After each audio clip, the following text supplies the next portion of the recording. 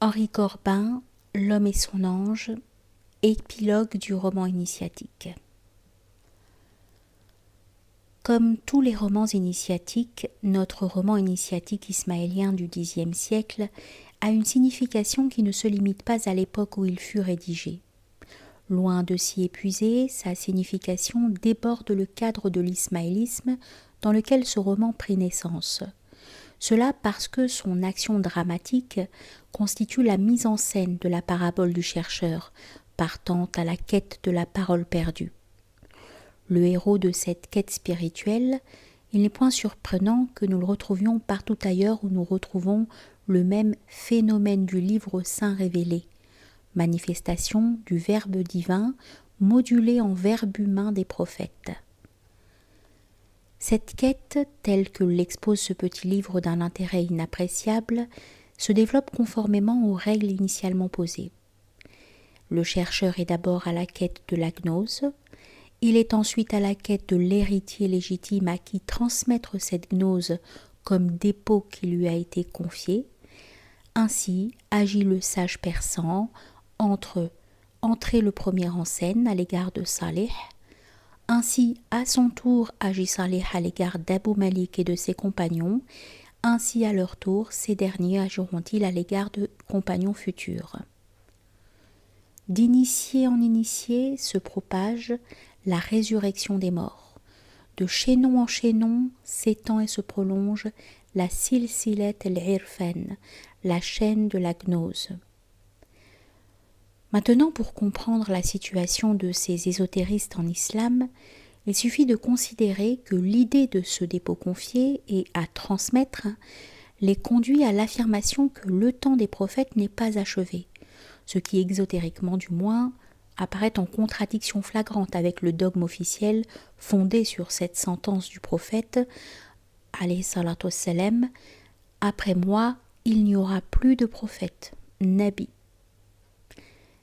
Certes, l'ensemble du chiisme reconnaît cette clôture et admet que la lignée prophétique est désormais close. Mais en fait, il s'agit pour le chiisme de la lignée des grands prophètes législateurs, Nubuwwat el-Tashri', ayant apporté une parole nouvelle transcrite dans un livre nouveau.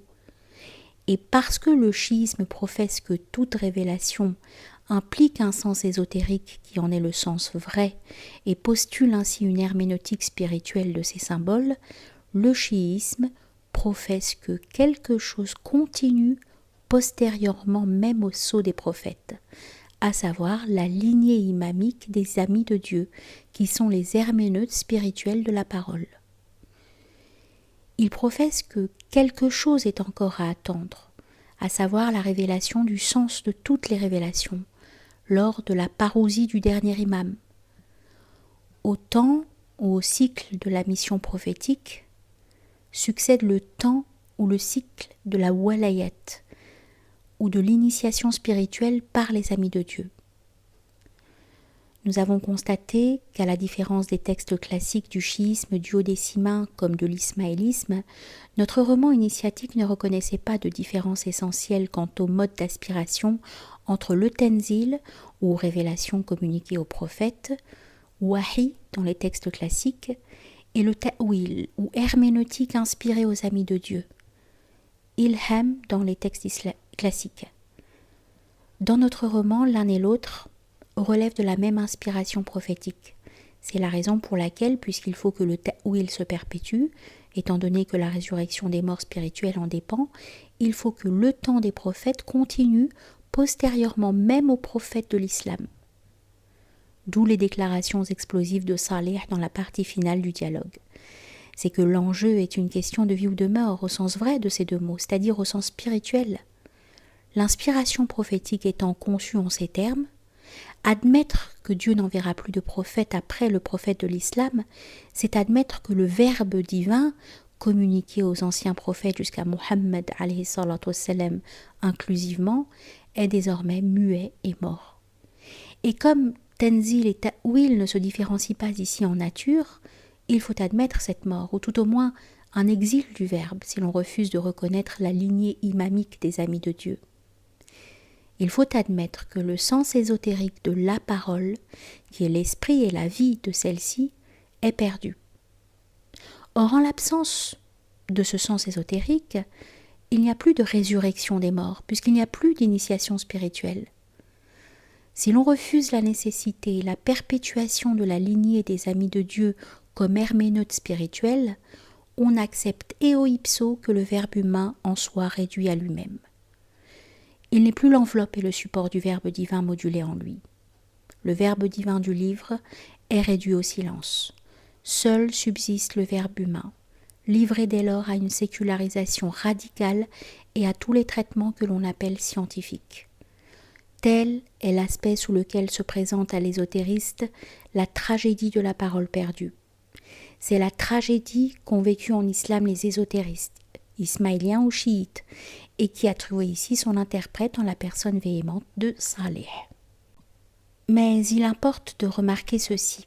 Bien que notre roman initiatique ramène à la même modalité d'inspiration Tenzil et Ta'wil pour affirmer que le temps des prophètes n'est pas et ne peut être clos parce que les hommes ne peuvent pas se passer de prophètes, il reste que ni notre roman ni la gnose ismaélienne en général n'attendent la venue d'un nouveau prophète apportant un nouveau livre révélé, une nouvelle charia.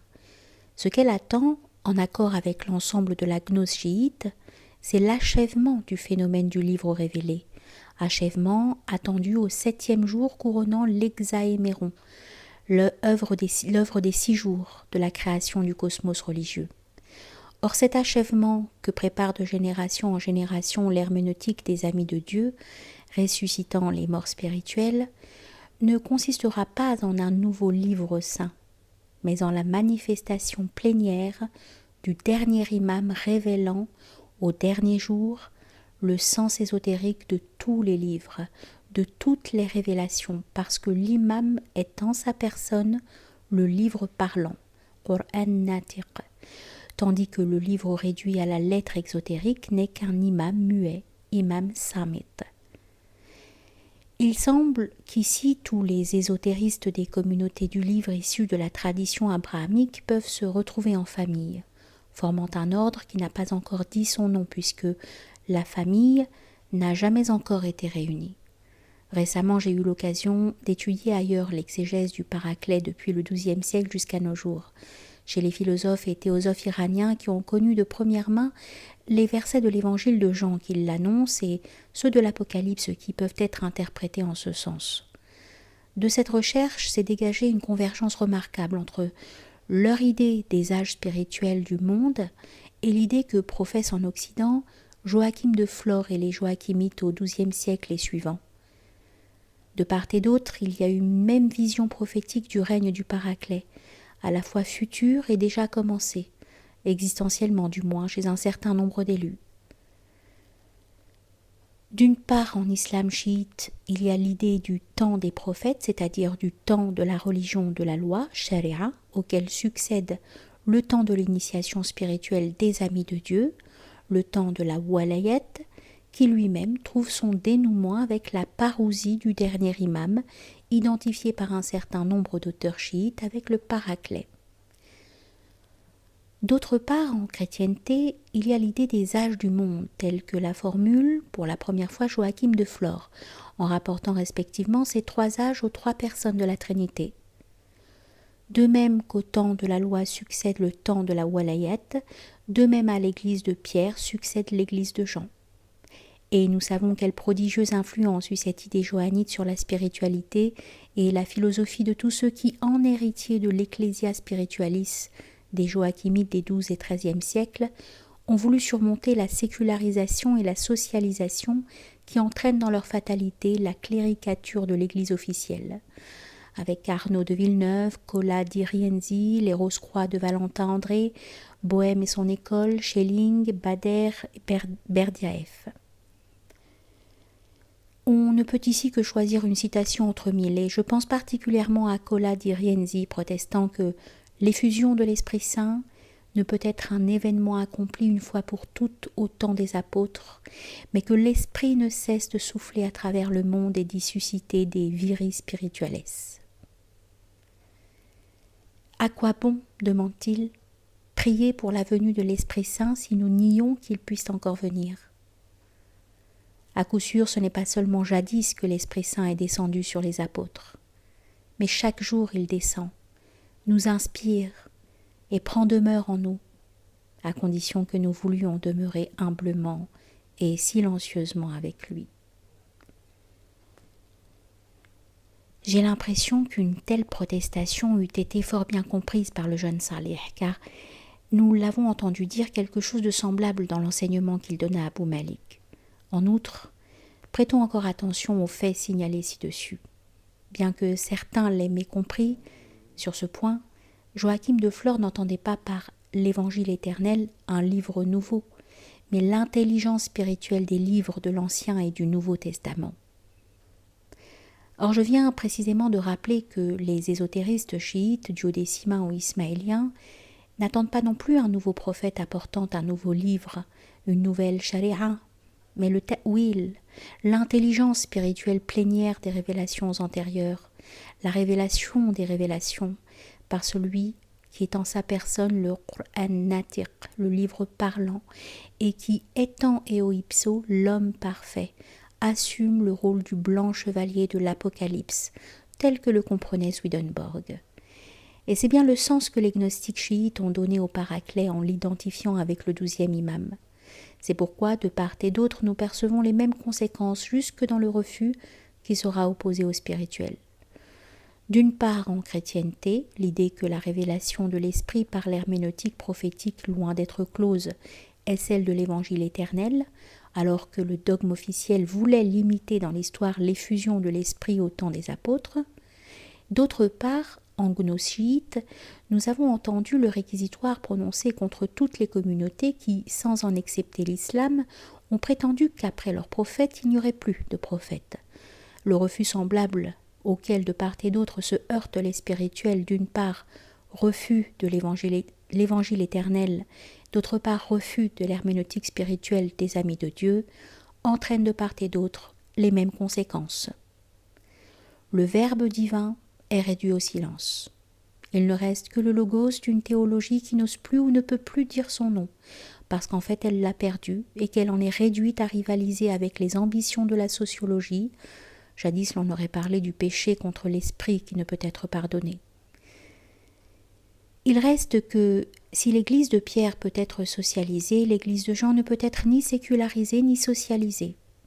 De même qu'il est impossible de séculariser, de socialiser la communauté ésotérique des amis de Dieu. Ainsi, ce que l'on désigne d'une manière générale mais incomplète sous le nom d'ésotérisme nous apporte une lumière décisive pour comprendre le fond de la tragédie de notre monde post-chrétien et peut-être ailleurs d'un monde déjà post-islamique. En ce sens, il est vrai de dire que c'est encore l'idée johannite qui préserve secrètement l'existence de notre monde. De même que pour les chiites en général, c'est la présence de l'imam à ce monde qui, même incognito, même à l'insu des hommes, permet au monde humain de durer encore. Or, nous avons eu plus d'une occasion de mettre en rapport le motif de la quête de l'imam comme livre parlant, avec le motif de la quête du Graal. Ce rapprochement est fondé sur les faits spirituels eux-mêmes, car le livre du Graal relève lui aussi du phénomène du livre descendu du ciel, et la quête du Graal est aussi une quête de la parole perdue. L'église secrète du Graal est un aspect de l'église johannite, et il serait impossible de ne point en faire mention là où l'on tente de rassembler les membres d'une ecclesia spiritualis commune à l'Occident et à l'Orient, parce que le thème ésotérique de notre cycle du Saint Graal renferme peut-être le secret de la tradition spirituelle proprement occidentale. Certes, il nous manque encore l'édition et la traduction d'un corpus systématique et vraiment complet de tous les textes entrant dans le cycle du Graal, corpus qui pourrait alors être déployé en une herméneutique spirituelle continue, échappant aux pièges dans lesquels sont tombés certains exégèses partiels, un peu trop obsédés par les catégories de la psychologie de nos jours. D'autre part, on peut déceler certaines connexions avec le thème du Graal, tel qu'il apparaît dans l'épopée mystique de l'Iran comme herméneutique spirituelle de l'épopée héroïque de la chevalerie iranienne pré-islamique. Mais ce à quoi il convient de penser particulièrement ici, C'est aux connexions qui font apparaître dans le cycle du Saint Graal le thème de notre présente recherche, celui de la parole perdue. Limitons-nous à 2 exemples. Dans le Joseph d'Arimathie de Robert de Boron, que la tradition désigne comme le petit Saint Graal, Christ enseigne à l'auteur des paroles qui ne peuvent être exprimées ni écrites, à moins que l'on ait lu le grand livre dans lequel elles sont enregistrées et qui est le secret se rapportant au grand sacrement accompli sur le Graal, c'est-à-dire le calice. Mais l'auteur prie le lecteur de ne pas en demander plus sur ce point, car quiconque prétendrait en dire plus s'exposerait à mentir.